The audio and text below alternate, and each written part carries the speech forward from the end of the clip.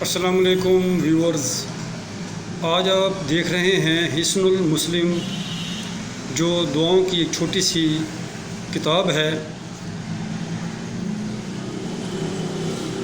اس میں تمام دعائیں جو اللہ رب العزت سے مانگی جاتی ہیں وہ بیان کی گئی ہیں۔ حصن المسلم دعاؤں اور اذکار کا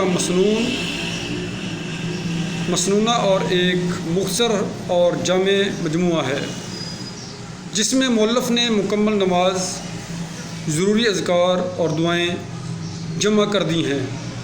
ہر دعا باحوالہ نقل کی ہے اور حدیث کی صحت کا خاص خیال رکھا ہے۔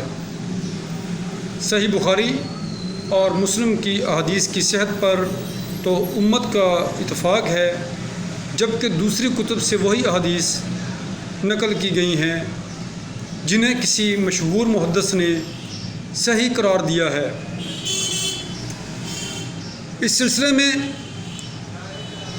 مؤلف نے دیگر محدثین کے علاوہ شیخ ناصر الدین البانی رحمۃ اللہ علیہ کی تصانیف کو خاص طور پر پیش نظر رکھا ہے۔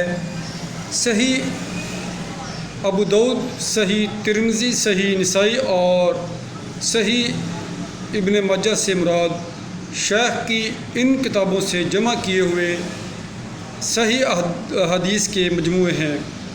اس طرح صحیح الجامعہ سے مراد شیخ البانی رحمۃ اللہ علیہ کا صحیح احادیث کا مجموعہ ہے، جو انہوں نے الجامعہ الصغیر سے علیحدہ کیا ہے۔ حسن ترتیب، جامعیت اور صحت کی وجہ سے اس مجموعہ کو قبول عام حاصل ہے، مگر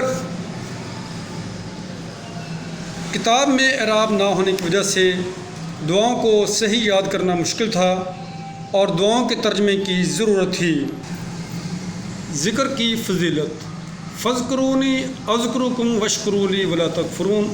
سو تم مجھے یاد کیا کرو، میں تمہیں یاد کروں گا، اور میرا شکر کرتے رہنا اور ناشکری مت کرنا۔ یا ایھا الذین آمنوا اذکروا اللہ ذکرا کثیرا، اور اے ایمان والو اللہ کو خوب یاد کیا کرو۔ والذاکرین اللہ کثیرا والذاکرات اعد اللہ لہم مغفرۃ واجرا عظیما، اور اللہ کا بہت ذکر کرنے والے مرد اور ذکر کرنے والی عورتیں، ان کے لیے اللہ نے بخشش اور بہت بڑا اجر تیار کر رکھا ہے۔ وَاذْكُرْ رَبَّكَ فِي نَفْسِكَ تَضَرُّعًا وَخِيفَةً وَدُونَ الْجَهْرِ مِنَ الْقَوْلِ بِالْغُدُوِّ وَالْآصَالِ وَلَا تَكُن مِّنَ الْغَافِلِينَ۔